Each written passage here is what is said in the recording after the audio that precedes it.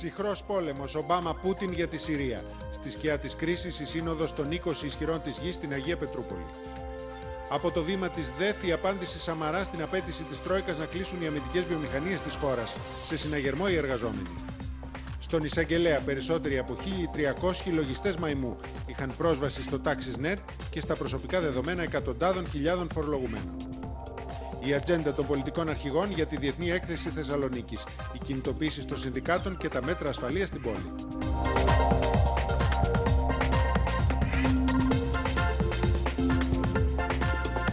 Κυρίες και κύριοι, καλησπέρα σας. Στη σκιά της πιθανής επέμβασης στη Συρία, οι ηγέτες των G20 συναντώνται σήμερα και αύριο στην Αγία Πετρούπολη, την ώρα που οι αμερικανο-ρωσικές σχέσεις βρίσκονται στον Αδύρ.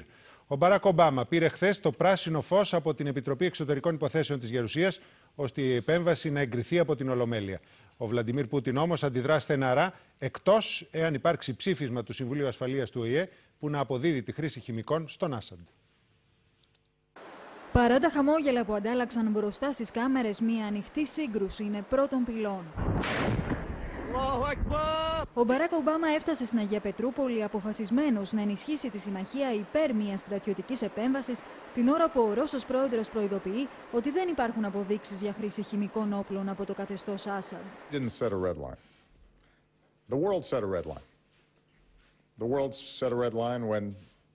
Governments representing 98% of the world's population said the use of chemical weapons are abhorrent and passed a treaty forbidding their use even when countries are engaged in war.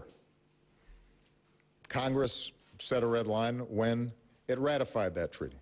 So the question is, how credible is the international community when it says this is an international norm that has to be observed?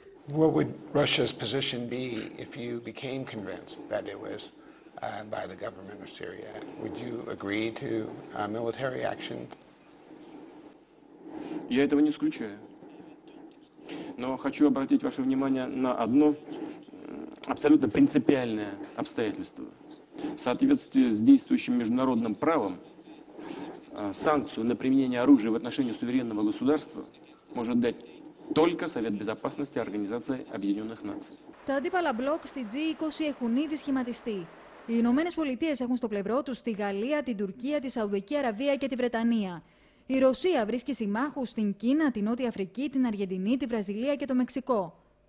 Ο Καναδάς, η Αυστραλία, η Νότια Κορέα, η Ιαπωνία, η Γερμανία, η Ιταλία και η ηγεσία της Ευρωπαϊκής Ένωσης δεν έχουν ακόμα ξεκαθαρίσει αν θα στηρίξουν μια επιχείρηση χωρίς την έγκριση του Συμβουλίου Ασφαλείας των Ηνωμένων Εθνών.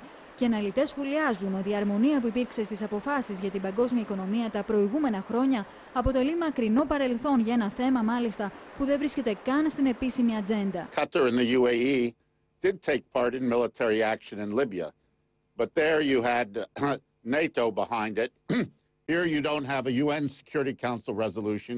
You don't have NATO backing it. And of all things, the British Parliament turned it down. So while almost all of these countries detest Bashar al-Assad and want to see him fall, they're not willing to participate or even publicly endorse U.S. military action.